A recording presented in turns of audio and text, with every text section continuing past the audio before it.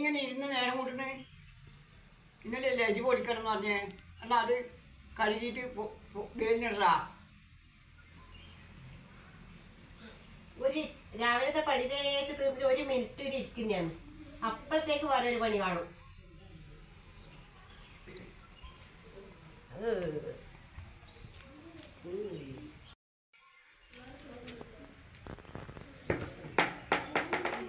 അരിപ്പെടുത്തിട്ട്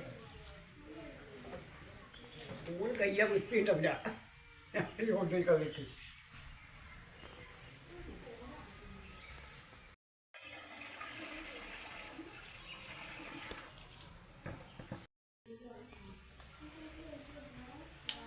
bucket കൊടുത്തു.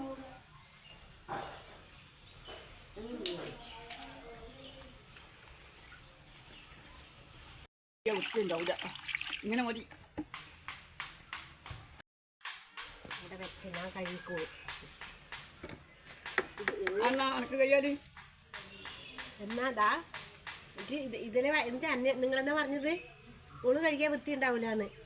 നോക്കറാ ഇതിലെ നിങ്ങൾ വൈകിടാൻ പോന്നേ.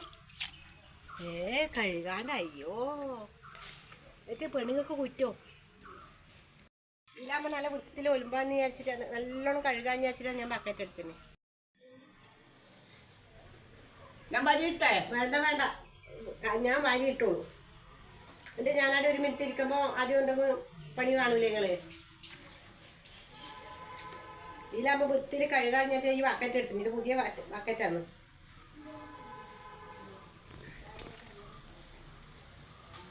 എന്നുവെച്ചാല് രാവിലെ ആന്നാല് നൂൽപ്പിട്ട് മൊത്തം അപ്പരം പൊടിക്കാട്ടാ.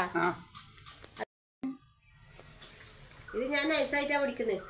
നൈസായി പൊടിച്ചാ പൊട്ടിയൂടാ കയ്യാ. പിട്ടും ചൂടാ, കൊയക്കട്ടിയാക്ക, എല്ലാം ചെയ്യാം. നൂൽപ്പിട്ടും ചൂടാ.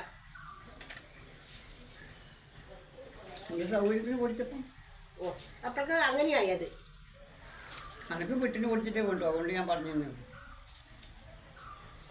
പിട്ടിന് മാത്രം പൊടിച്ചിട്ട് വരാൻ കഴിയും. ഇത്ര ഇതെടുത്തിട്ട് ഒരുപാടൊന്നും പാടില്ല, നമുക്ക് കുറച്ചല്ലേ ഉണ്ട്. അപ്പോൾ ഒന്ന് തന്നെ ആക്കിയാൽ എല്ലാം ചൂടാ. ഇതിനിടക്ക് അങ്ങനെ ആക്കിയിട്ടല്ലേ എല്ലാം ആക്കിയിട്ട് നിങ്ങൾ തിന്നിട്ടില്ല. നമുക്ക് ഇന്നൊരു ബിച്ച സൗകര്യത്തിനാക്കപ്പം. ഇത് നിങ്ങൾ പൊടിക്കാൻ പോകുന്നോ അല്ല ഞാൻ പൊടിക്കാൻ കൊണ്ടുപോകണോ? അല്ല നീ അങ്ങനെ ചോദിക്കുന്നു. ഞാൻ പറഞ്ഞ ദേഷ്യമൊന്നും വരണ്ട.